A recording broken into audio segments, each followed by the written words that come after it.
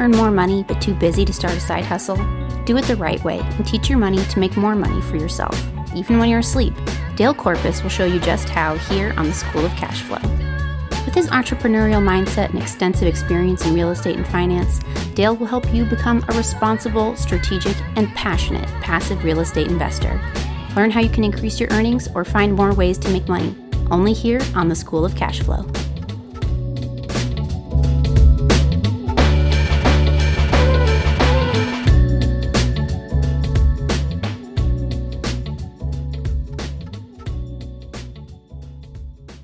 Good afternoon and welcome to the School of Cashflow podcast. I am the host, Dale Corpus. So reflecting back on 2021 so far, I feel like I've personally grown a ton. So last year, I never thought, for example, I'd have a real estate podcast. I mean, I didn't even know what the first step was to even start one.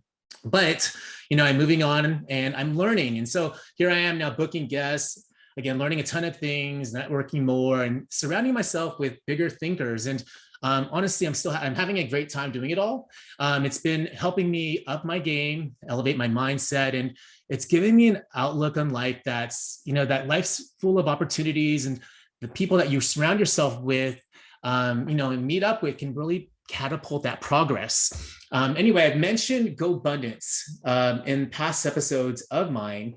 It's a tribe of millionaires, a tribe of men that push each other to the next level. We grow and we achieve together. And GoBundance has 6 pillars.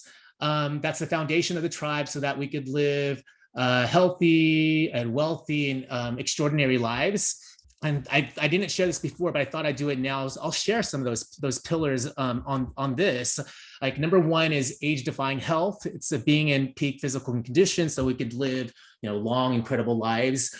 Number 2 is authentic relationships. We're a tribe of men where you can make genuine, lasting relationships and hold each other accountable. Number 3 is bucket list adventures, like pretty much doing cool stuff that makes life exciting, worth living, like scuba diving in the Caribbean or running with the bulls in Spain. Number 4, extreme accountability. That's having a group of guys who will help you follow through your commitments. Number 5, genuine contribution, giving back to the community. And lastly, number 6, horizontal income, building passive income that will continue to build a lifetime of wealth for you so that you could implement all the other pillars. So I know that was a lot of info. I wanted to share that with you because it's, GoBundance has been a very good thing, positive thing this year and very transformational for me. Anyway, my guest today, Jake Harris, is someone I connected with through GoBundance. I'm honored to have him as a guest. He's definitely a reflection of the 6 pillars I just mentioned. A little bit more about Jake is that he's an author of a book called Catching Knives, which is about distressed commercial real estate. He brings 18 plus years of experience in real estate, construction, and investment management, and has been a featured national speaker on his expertise. And over the last 6 years, he's managed, developed, and acquired 200 million plus in projects and over 250 million in the development pipeline, primarily focused on San Antonio and Central Texas. So let's get rolling right into this. Welcome, Jake, to the show. How are you? I'm fantastic. Thank you, Dale, for having me on. It's, when you asked me to be on the guest as a podcast, Cashflow, like you said, the GoBundance is near and dear to my heart. And talking about real estate, you just put a quarter in me is I will talk until you tell me to stop. So honored to be a guest and help to share some of that with you or your audience as well. So really appreciate it. And thank you. Thank you. Well, so for my audience that doesn't know you yet, what's your story? I mean, how did you get to doing what you're doing right now in real estate? To take you the 30,000 foot view, or maybe even the backstory. You mentioned that I wrote a book, Catching Knives. A little bit of that is, breaks down, my experiences, 20 years of being in real estate. And it started with me being in the Army and somebody giving me a book. And that book was Rich Dad, Poor Dad. Like a lot of people's journey, it was that light bulb moment of just like, aha, Mhm. I was a little bit trying to look for that. I wanted to do something in real estate, and it wasn't until, and not to say that Rich Dad Poor Dad is even like this super heavy or detailed, version of real estate investing. It just illuminated so many things, and it became so crystal clear. It was just like, yes, that's what I want to do. And then it took on, it's a journey and a life, and really the last 20 years, and it's a snowballing effect of getting into real estate. I actually started in commercial construction. I got out of the Army. I started bartending at a country club because I was young and I didn't have a whole lot of money, but I wanted to be around other people as far as from a network effect. And even to your point earlier about GoBundance, was surrounding yourself with other people that are achieving what you want to do is such a life hack. I didn't realize it, but it kind of, that's what happened by being a bartender at the country club. I was 23. I didn't have the $60,000 or $75,000, initiation dues, the couple grand a month, member fee, but I could go bartend and hang out with those people. A developer told me, construction. He said, everything real estate involves a contractor. I don't care if it's remodeling a kitchen, it's moving, dirt in a subdivision, building a high rise.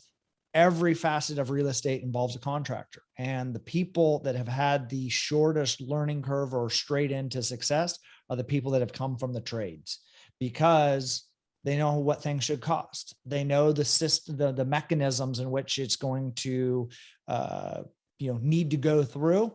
And it's just a weird relationship. Is your contractor and developer go hand in hand, but they're almost at an adversarial role because they're competing over the same dollars for the profitability of the project. And so when you're weighing that out, I feel very, very fortunate to get started in getting that sage advice to get into construction. I'm not saying everybody has to do that. That just happens to be my path and the way that I entered in. And so I view the world and real estate from a construction, how the nuts and bolts go together from an estimator position, and then extrapolated that out, scaled that, had some, successes, became a millionaire before 30. Subprime meltdown showed that I was not the young, naive genius that I thought I was, and just pulled the rug out from under me. And it was like, I was sitting on a street corner down in Tucson, crying and saying, dear Lord, can I please be worth no money? That would be awesome. Just start over, hard reset would be awesome. And, and then the subsequent kind of journey of rebuilding that in the last, 10, 12 years post subprime meltdown, lessons learned of investing in a distressed real estate. And I focus on that because it actually is the foundational knowledge for all real estate investment. In my opinion, if you can do it in that distressed environment, you can do it definitely in a growth and expansive environment. That makes sense. So this country club experience, really, is that you leverage that network to kind of, lead to that next step. When you were already working at the country club, did you already know you wanted to do real estate? Or what was how did you, were you exploring any other vehicles besides real estate is what I'm trying to ask. I knew I wanted to do real estate. I knew I wanted to, it was interesting because even as I was telling people I wanted to do real estate, I wanted to build a skyscraper.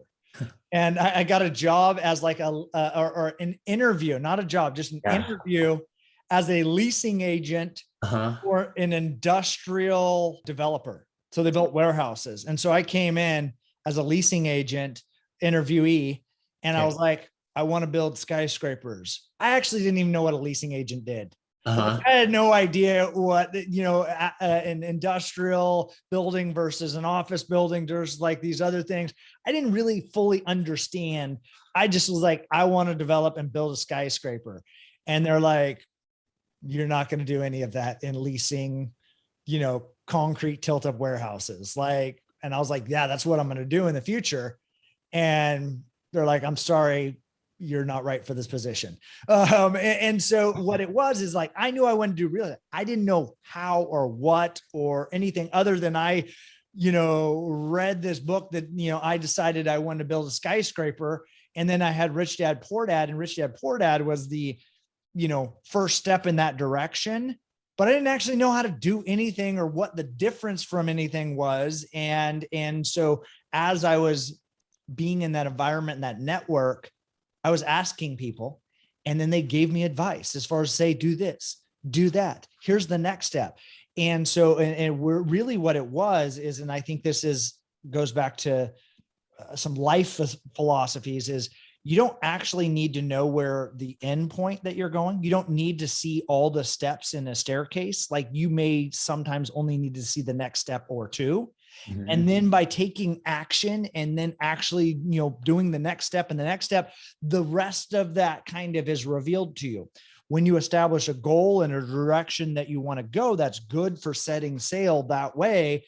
But then you got to actually start doing stuff. Yeah. And I started doing that. And then, of course, like early investors or people in that, you get a lot of analysis paralysis because as you start digging in, you have no idea actually what you're doing. It's like reading a different language. Yep. And, it was all of those things. And even what I wrote my book was a little bit of writing the book to the younger version of myself, someone that was just getting started in this. And also, and really it plays to the people that are like, maybe they've done some residential investment deals, but realize to hit their goals, they're either going to have to do a gazillion of those residential ones, or they're just going to have to get into bigger deal sizes. And that's why, where I have some experience in the commercial real estate world is like the commercial real estate is that next step for a lot of people. And that's the guide and the rope that I'm throwing down is to a little bit of the younger Jake version that I wish I had this knowledge back then, or somebody that's getting kind of started in the commercial real estate space that's kind of playing above some of the residential, flips or rentals or other things like that. Makes sense. Well, by the way, I forgot to ask. So for my audience that doesn't know you yet, where are you geographically based out of? So I live most of my time in Northern California, just outside Sacramento. Mm-hmm. But I also have, a lot of stuff down in, I think you mentioned the bio in Texas. So I spend a lot of time down in Texas. We have opportunity zone investments. We have hotels, some apartments, some land assemblage, conversion of some office buildings. So most of my investment is in Texas. And so I usually spend 1 week a month out in Texas, Austin, San Antonio. We have investments in other parts of the country, but those are more kind of once a year and remotely managed by the teams. So running around, and that was a lot of data driven. So to the people that are looking to get started, there's this misconception that you have to invest in your own backyard because you know it. The reality, and especially being in California, is California is not necessarily the best place to be investing. It depends on obviously what your criteria and your investment kind of thesis is overall, but the cash flow is relatively low. It's much more banking on and betting on the come of the super high appreciation of the assets in California. I've just tried to, through our approach, is that we're trying to do a little bit of both, get our cake and eat it too. We want to buy something that has decent cash flow or good yield, but is also going to share in some of that similar appreciation. And so that means we're having to somewhat predict where the wave is going to go into the future, where the population's moving, where those things, and some of the historical data is not the guide of what you would need to be, but you're trying to predict, 3 or 5 or 10 years into the future. And so using kind of data analytics, we can dive into things that are happening in a market. And that's why obviously Texas, it's becoming more and more evident to people every day as they see California is doing an amazing job of driving people out of California. And Texas is a very strong net beneficiary of that. It's like I was born and raised in the, in the Bay Area. It's like I love California and I don't want to leave. And And I agree with you. I don't invest in California. I've owned, the only properties I've owned and kept are the ones that, I moved up from, and I've kept them as rentals or whatnot. But it's hard to, look for my podcast is called Cashflow, the School of Cashflow. It's like, it's hard to make anything cash flow. It's like, I buy here because I've owned the properties and they've made sense and they've gone up in value for the appreciation. And I want to stay in California, so I look for cash flow opportunities actually outside of California, so that I could stay here, so that my kids and their kids could stay here. Because California, even though people are leaving, I want to stay. So I'm just trying to be creative about that. And real estate's cash flow real estate is a great way to do it. Dissecting more of your background, I know you said that you were in the military, but educationally, did you also go to school to learn even more about real estate? I mean, I know you learned a lot just by networking, in country club, but did you have any formal education in real estate?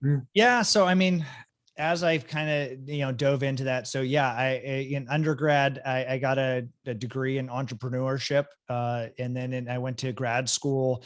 And so I have a master's degree in international real estate and finance. Okay. And specifically kind of geared toward that.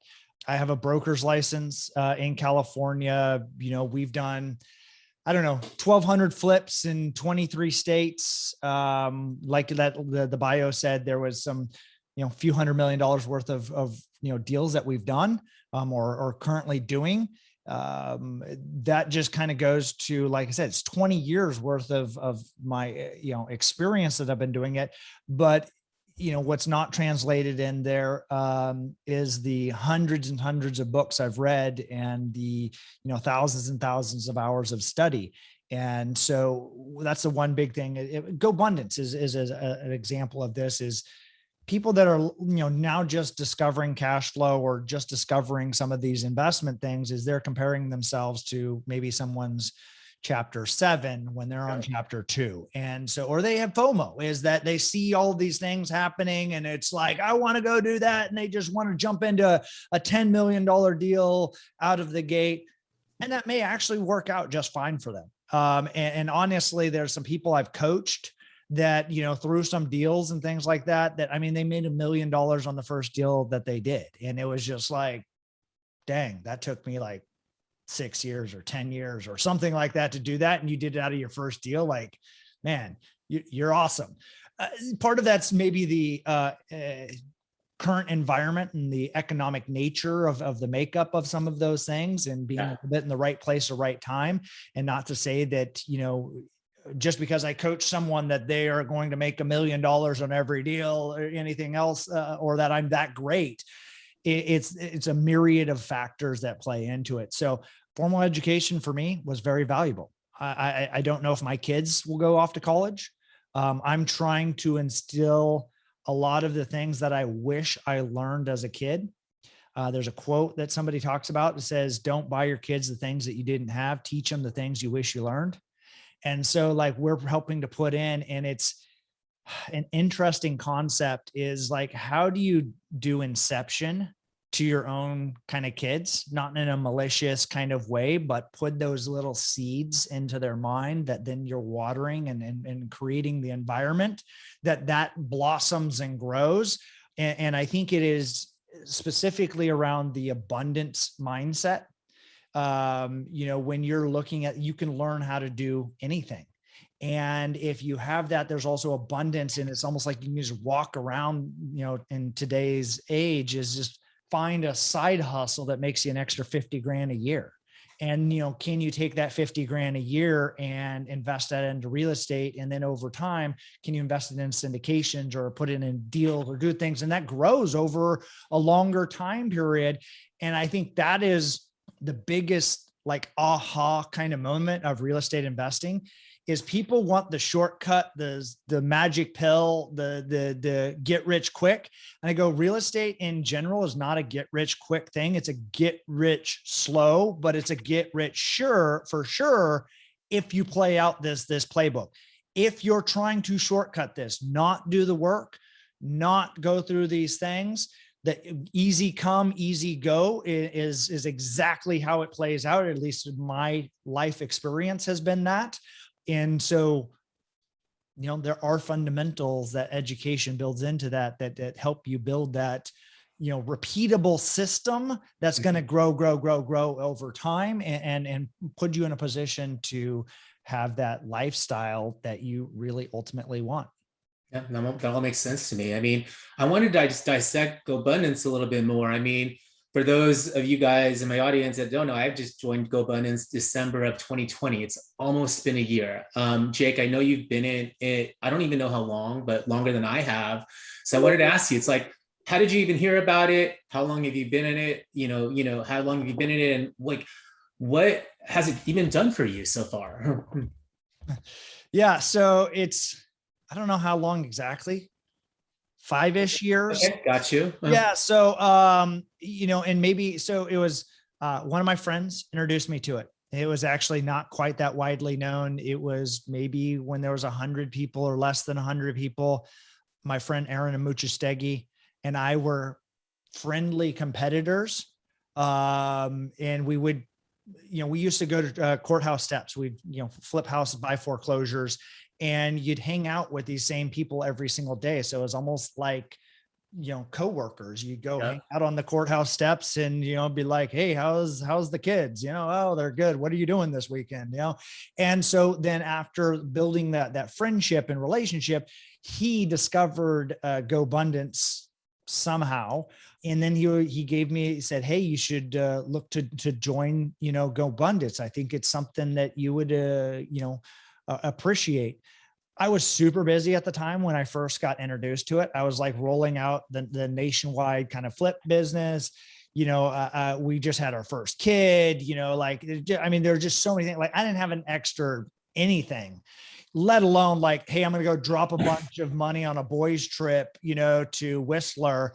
And, I was just like, dude, like, it seems rad, but I don't have the time. So what I did is I just booked the next year's kind of like winter retreat a year out, and I kind of forgot about it. And then it came into like December or January, it was like weeks away. And I was just like, oh no.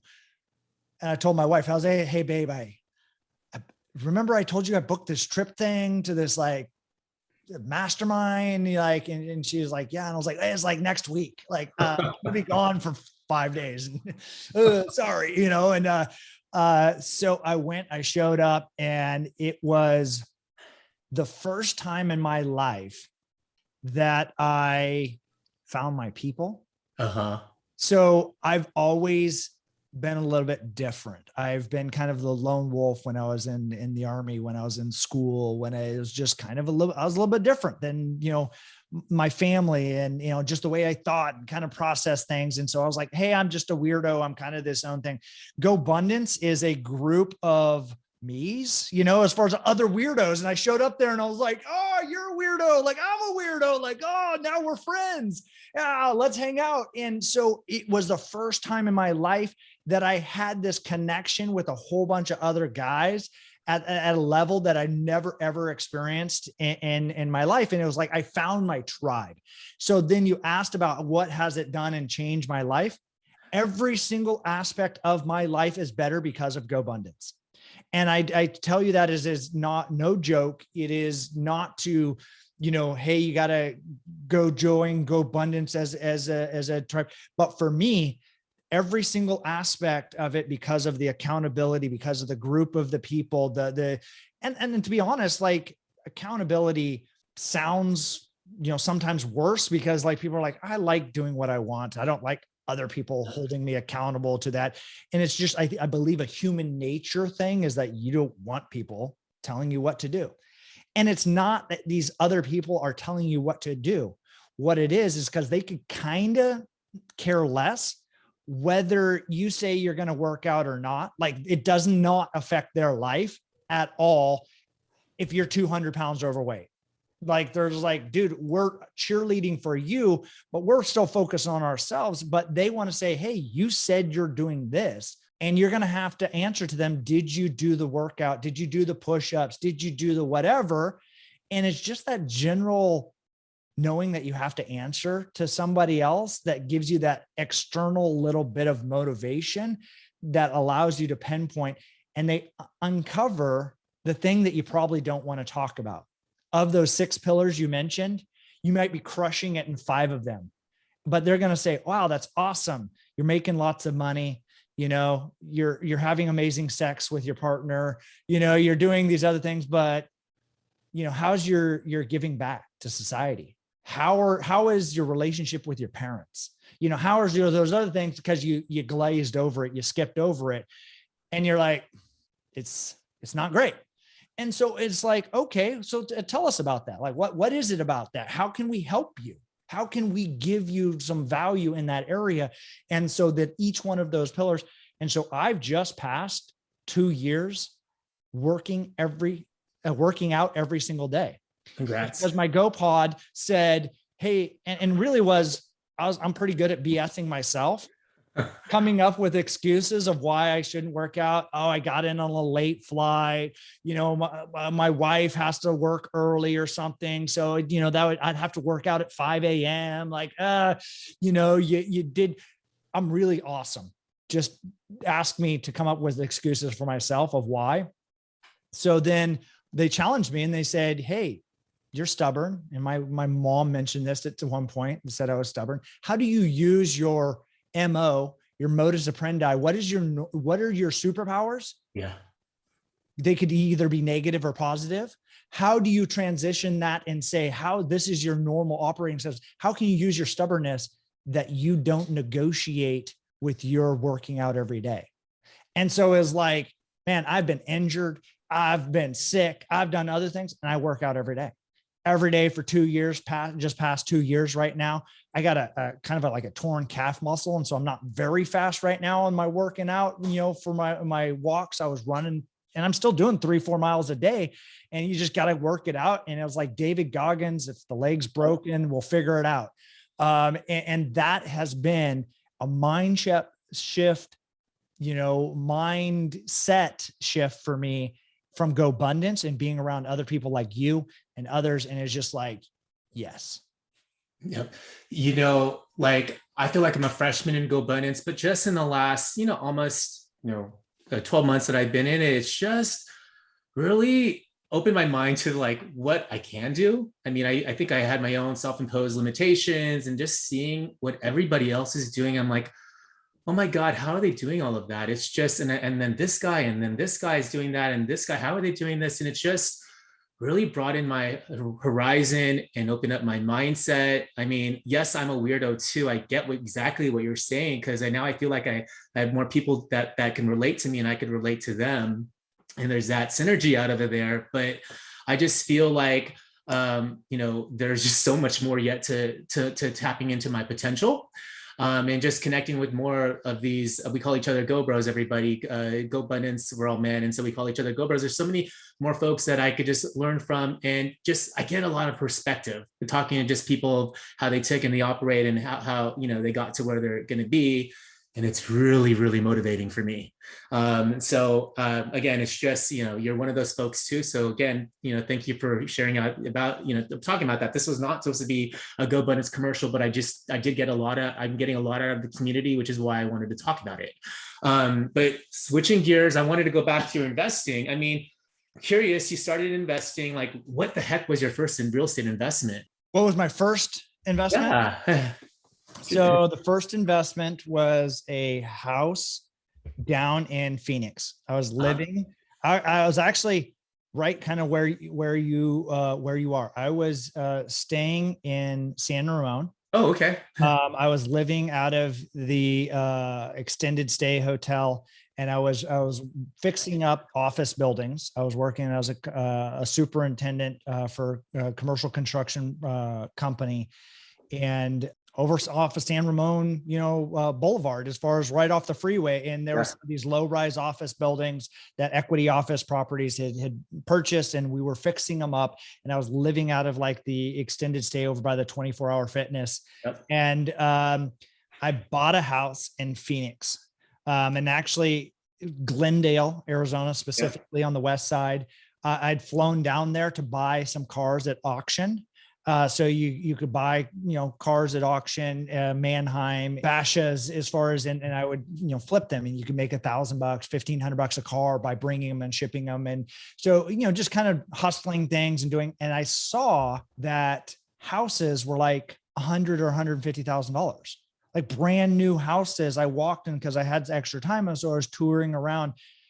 I just thought I had so many more years in the future to where I was going to be able to buy a property, because I was, experiencing living East Bay, doing things like, I was like $150,000. You couldn't buy an outhouse for $150,000. Like, and I was like, but this is a 4-bedroom brand new house. And like, it just kind of blew my mind. So I bought the kind of, a little bit older, dumpier version of the house that, in that across the street from the subdivision, where Westgate was going to be, where the University of Phoenix Stadium and all this massive development. I was just like, I've seen what happens when you build a big development here to the home prices, what they do across the street. So I bought the house, started, and a plan was to fly down on the weekends and fix it up myself. Interesting. Delayed between some projects and some other things like that. I ended up getting laid off, waiting for some permits and other things like that soon after buying the house. So I was like, that didn't really work out. That was not my plan. So I packed up my truck. I threw a handful of tools in there, and I drove down to Phoenix and moved down to Phoenix to Glendale to fix up this house. Like, I didn't have any furniture. The realtor gave me a mattress that I slept on the floor in this construction project. Like, I didn't even have a refrigerator because I'd spent every last nickel on buying the house. Like, completely, not advisable to spend every last dollar that you have. But I was planning on, as I was continued to get some money from my job, I would go spend that much to fix it up and go do that again. So I didn't have anything. I had a styrofoam cooler, one of those like dollar styrofoam coolers that I would get a bag of ice and get some like lunch meat and some drinks that I would put in this cooler in the kitchen, that I was kind of and sleeping on a mattress, like not quite a homeless person, but because I had a home, but it was like nothing furnished, nothing. And I work on it. And I got a job then doing, kitchen and bath remodels in Phoenix, and started the flipping journey. And I made 20 grand on the first house. And then I took that and I rolled that profit in the next one. And then I made 50, and then I made 75, and then I made 100. And then I did multiples at a time. And that just started that journey. And so that was in the early 2000s. So this all happened, you did that flipping business all before the, mortgage meltdown and the crash happened. I mean, where you lost everything. I mean, so I'm curious, like what lessons did you learn just from the entire experience of the crash, losing it all, and coming back again to start over again? Did you start again in residential, for example? Was that when you made this transition to commercial?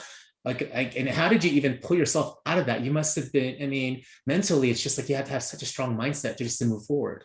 So the number one thing I think is, and what is interesting about your podcast, cash flow, having positive cash flow is the number one thing. Cause I started speculating on of these house purchases, or renting them out for less than the mortgage payment was. Cause I was just like, hey, look how it's been going 10, 15, 20% appreciating a year, so it was that betting on the come that, hey, at some point the house is going to be worth $100,000 more next year, kind of thing. And so that was ultimately, in my opinion, two things, that and being lazy were the two like most significant takeaways, because I'd achieved this level of becoming a millionaire before 30. I didn't reset my goals. Like I didn't have a system in place. Like it was just like, I picked that I wanted to be a millionaire, and then I got there, and then it was kind of like, I thought I was at the finish line. I was like 28, and it was like, and I just got fat and lazy, and I stopped hustling and continuing to do that. And so James Clear wrote the book Atomic Habits, and he's got a quote in that I use and I put out there, is that goals are great if you want to win once. Systems are for repeated success. And so building a system in which you can, build upon that. Gary Keller, billionaire, and Jay Papasan, I was talking to them, in the last several years. And he said, as soon as we feel like our goals, like we can actually achieve our goals, Like we see that here's now the next few steps that we're going to achieve that goal. We move the goal. So part of the thing is it's never about actually the goal. It's just for setting the destination in which the system that you're building is driving that goal destination. So I didn't have any of those things in place when I was starting out. So not understanding cash flow, kind of getting greedy, thinking I was smarter than, other people because I was buying a property under 10% or 15% under value and saying, you know what, the market's never gone down, more than 10, 15% in a year. Like it's just flattens out. It's never done that. And so by buying it under 15% under value, like I'm good, I'm solid. And the reality is when it went down 80%, bad things happened. And so not to say that that's going to necessarily happen again. So you asked about like what changed or how did I pick myself back up from that is, there was a lot of dark times. I was so myopically focused on that goal of the monetary money success. And it goes back to even the GoBundance. I didn't know it at the time, but I was bankrupt in almost all other pillars of my life, having shit relationships, getting away from kind of faith. My brother said I was, kind of an asshole to them because they worked with me, and it was just like all of these things. I was 100, pounds, 70 pounds heavier, than I am right now. It was like just every single aspect of my life had been sacrificed for this one, monetary goal that then once I achieved that, it kind of didn't even have really relevance. And so it caused me to just be introspective in every single aspect of my life. And then there's another book that kind of opened up this next level of my life. And it happened to be when Tim Ferriss's 4-Hour Workweek came out. I didn't even have the money to go buy it because I was living on such a, figure out how I was going to pay the bills the next day.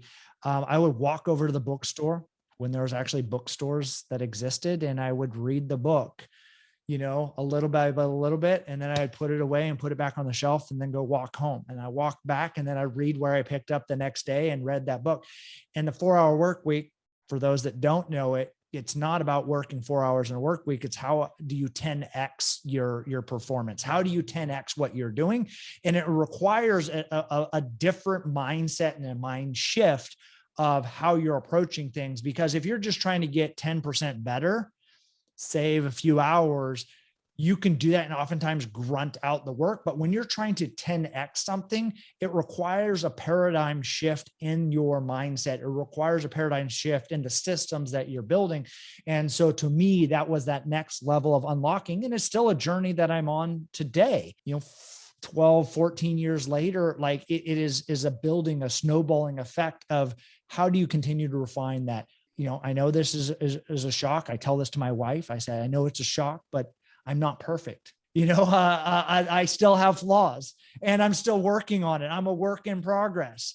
And, fortunately, I have an awesome wife that's very funny and sarcastic and sharp-witted and stuff. So she understands that I'm not perfect and still loves me anyway. So your book, it's called Catching Knives.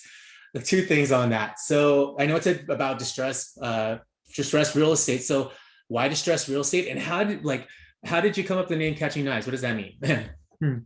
So Catching Knives is kind of a play on, there's a financial term that says don't catch falling knives. And what it is kind of, if you Google it, I think it'll probably give you the definition more specifically, but it's when something is falling in value, you don't want to go reach out or catch the knife because you can get cut. And oftentimes it's referred to in the securities world. So the stocks, the bad news is happening and you don't want to buy in because it goes from 100 down to 50, just kind of wait until everything settles out. So my analysis is commercial real estate and real estate in general is much more finite. And so let's say Tesla's stock goes from 420 and it drops down to 300. And maybe there's lots of bad news that is coming out and maybe the value can continue to go even cheaper. Or the component is that you can go buy as much as you want. You put $1 million in, you want to put $5 in, like whatever you want to buy and that Tesla stock, you can go buy it at any given time with a few clicks of a button. Whereas commercial real estate and real estate in general it's much more scarce. And so there may be an office building that is going to distress, and that office building may only sell once in a generation. And this happens to be the time when it's on sale. And your opportunity to come in is once in this 20 years is to go grab that falling knife at a discount, knowing that it may actually go down in value even more. But what it talks about is putting together a system that is, sometimes you're going to reach out and grab that and catch that falling knife, and it's going to maybe go down in value, but your exit plan is for 3 years or 5 years in the future, or creating a value add component to this, or just letting the market kind of normalize. And then you're going to sell it back when it's at a normal thing, because you just bought it at 50 cents on the dollar. When things settle out, your plan will be to sell it back in at 90 cents on the dollar. And you made a nice little chunk of profit because you were equipped, you had the education, you had the systems, you had the things that you needed to look for. And oftentimes that starts before there's distress in the market, because it's pretty scary to get into investing if you've never done it before, when there's major recessions, when the banks aren't lending, when, loans are really hard to come by, and it's like, how do I do this? And so that's what I'm kind of talking about is, here's the systems that you need to start putting in place. Here's the education or things that you need. Here's the people on your team you need to be assembling. Real estate's a team sport. You don't have to know everything. I don't know everything, and I hire lots of very, very smart people to surround me to round that out, because I have just as many hours as anybody else. And I have, limitations on what can, be understood. So how I got into commercial real estate was after the crash. I actually started getting back into, residential, just because that's where a lot of the distress was. And, started building these experiences of how you invested into the stress, what you had to do, and to put these systems together. But then what happens is, there wasn't the fish in the barrel anymore. Trying to flip a house right now is really, really difficult. There's a lot of people chasing it. And so it over the years, I kind of evolved into doing more commercial deals because they're bigger. And it's almost the same amount of work to do a $500,000 house as it is to do a $5 million commercial building. Like, it's the same steps. It's the same mechanisms. The commas moved over a little bit. The rewards are much greater and the risks are also greater. But if you can understand the mechanisms and here's the systems that you can put in place, I think you can go get yourself into doing $2, $3, $4, $5, $10 million deals, your first deal out. I know we're talking about commercial now, but like as it relates to distressed real estate, but what kinds of properties are these? What property types? Again, know that I've been doing this for 20 years. So oftentimes, like we do, and I handle a handful of other asset types, hotels, apartments, land assemblage. We've done single family new construction. We've done flips. We've converted warehouses to, apartments. I'm probably a little bit better at the heavy value add kind of component.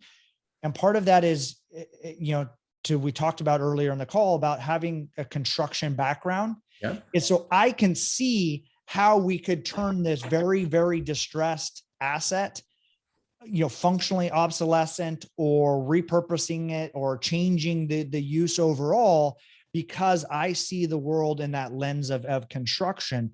And so where other people, and they're smarter and have better systems in place, are doing the paint carpet cleanup on apartment buildings and doing those, and they're more competitive in that space than I am. And so I just kind of go to where I naturally work best is finding. So we're doing like a conversion of an office building to apartments. So a 10-story historic building, getting more creative in the financing, using PACE loan, historic tax credit, using some bridge financing, combining that all together so that we can, deliver the returns that people expect. And then it's, man, a cool old building that is now, apartments in downtown San Antonio. Some of that's office buildings, modernization of an office building. I think and here to give you a little bit of opening the kimono of the investment thesis that they operate in, is that I think there's a urbanization and a renaissance of downtown everywhere, the country over, and in formerly functionally obsolescent buildings. So office buildings that were built in the early 1900s, that were built and designed before the car was a thing, then became less and less valuable over the last 60 years because everything was so car centric and car focused. As an office building, sometimes need 4 to 1,000 square feet of parking. So they want 4 parking spots for every 1,000 square feet of a building. Mm-hmm. And so you have a 50 or $100,000 square foot building. They may want 200 parking spots or 1,000 parking spots. Well, what's happened is technology is eroding away that. People don't need their car as much. Uber, Bird scooters and Lime and some of these other things. And so technology is solving that last mile connectivity thing. And more people are moving back to these downtowns. So it's promoting the walkability and the connection. And so then these formerly discounted buildings are becoming more and more valuable because they have authenticity to them. You can't replicate carved stone, a neo-Gothic building because, one, there's nobody that even knows how to carve that stone anymore anyway, and it costs you $1 gazillion to do it, but then you're buying it for $100 a square foot. Like, you can't even build it for that. And so that's where I think there's opportunity and why we do some other different asset classes, but it's more focused on specific markets. And so what we're looking at is we've identified that this market is untapped, is going through everything in the market is going to go up in value. So now we're just looking for good deals within those markets, and the asset types are a little bit more subjective to what is a good deal in that specific market. So sometimes we have office buildings that stay office, sometimes office buildings that go multifamily, just depending on what the market demand and what price we can buy the property at. Makes sense. You're the first guest that I brought on that talked about opportunity zones earlier on in the conversation. So that's something that you also focus on too as well. Can you just talk a little bit about that? Opportunity zones, amazing program for people. It's kind of an alternative to a 1031 exchange where they can defer. Where 1031 exchange, your path on a 1031 exchange is really to die. Meaning that you're never going to pay the taxes and your heirs are going to get a step up in basis. And then, they can kind of realize that. But opportunity zones gives you kind of an exit path to reduce your taxes and then get a sizable advantage. And if you're investing into these opportunity zones, which, often people say, hey, it's a distressed area. And I go, it's not necessarily that. It's just based on 2010 census data track information. A lot of things have changed since 2010. I mean, Bay Area, look at Oakland, look at, downtown Portland, East Austin, all of downtown San Antonio has drastically changed in a 10-year time period. And some of these areas are some of the hottest real estate markets in the country, and you can invest into them using opportunity zones as a vehicle to avoid or reduce paying some of the taxes on your capital gains. No, awesome. Thank you for explaining all of that. I mean, what's your personal outlook on commercial real estate? Let's say in the next 5-10 years. It's such a subjective question because there's so many different asset types, different markets, different areas. It's not going anywhere. It's not, there may be some segments of the market that crash. There's a lot of malls that probably shouldn't have been built, but can you convert them to something else? Industrial and multifamily still look like they're going to be amazing for the next, the foreseeable future. And so I just see that as real estate as a whole, as a solid asset, given the inflationary headwinds that we're approaching, is going to be a good investment. Now, can people overpay? Look at Zillow right now. They just went and overpaid for a bunch of houses because they were going to predict that the market was going to keep going up. And then they're like, oh, our bad. We suck at predicting where the market's going to go. We just lost $500 million. Our bad. So that's what I'm saying is it's subjective. It depends on where you are. If you have cash flow, are you buying things under replacement value?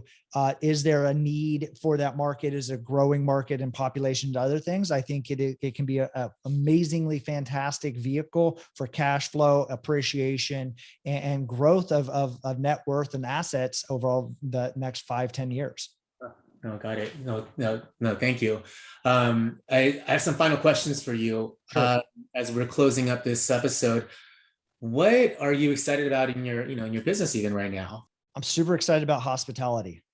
I'm excited about hotels because other people are not as excited about it. I like the contrarian aspect. So I think there's opportunity when things, it's hard to do a deal in multifamily right now because they're trading at such low cap rates that the room for error is so, low. In hospitality, I think, and why the ultra wealthy life insurance companies, institutional capital invest into hotels is because they're massive cash cows. They've spent off tons of cash, but they have tremendous amounts of write-offs. I think capital gains taxes are going up. I think taxes in general are going up. And so if you have a vehicle that you can write off a lot of that income because of equipment and a faster bonus depreciation, Section 179 and other areas. So I'm very, very bullish on hospitality because I think people, as the rich get richer, they actually want more unique experiences. And if you can deliver some of that and you're not the same Hilton Garden Inn and beige hotel experience, then you're going to, continue to step above. And how can you utilize technology to enhance that experience is something that I'm very, very excited about. Amazing. Hey, what does success mean to you? Success is, I think, controlling your time. I think time is the most valuable thing that we all have, most precious commodity. You can't make more time. You can make more money, and what that time is to you is that spending more time with your kids, spending more time vacationing, sitting on a beach, doing the work you enjoy, whatever that is. And oftentimes, and I actually have asked people, break down what your dream life cost, because, oftentimes time is the biggest sacrifice, and you're disillusioned into making money and for the trade-off of maybe your kid's childhood.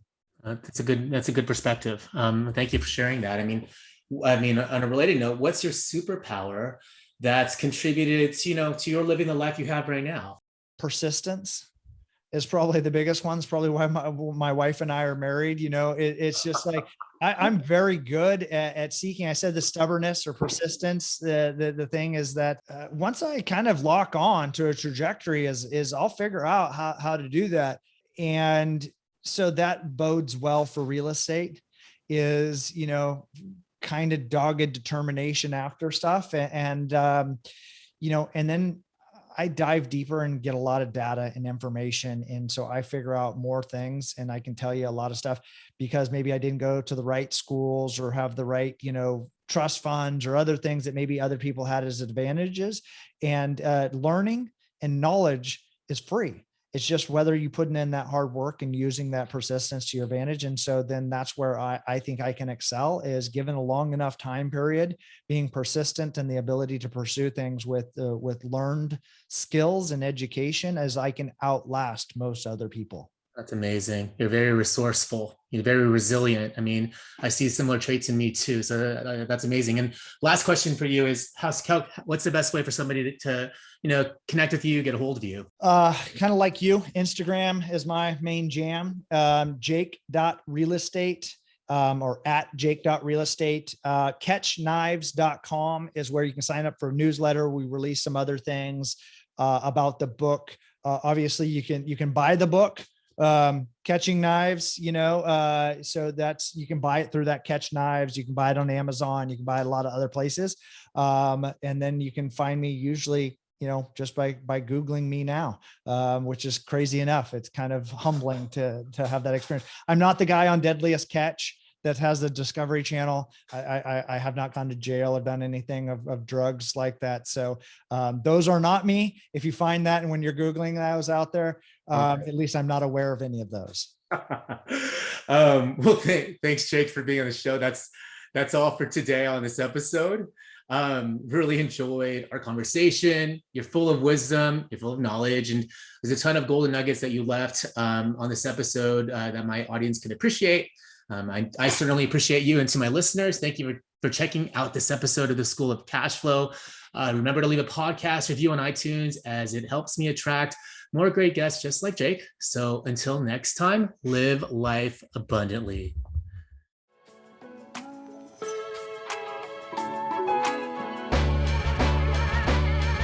Thanks for listening to another episode of the School of Cashflow. We hope you enjoyed our deep dive into all the tips and tricks you can use to help you on your passive investing journey. In the meantime, you may visit www.cashflowschoolpodcast.com for more great episodes. Don't forget to subscribe, rate, review, and share. That's all for this episode, folks. See you next time.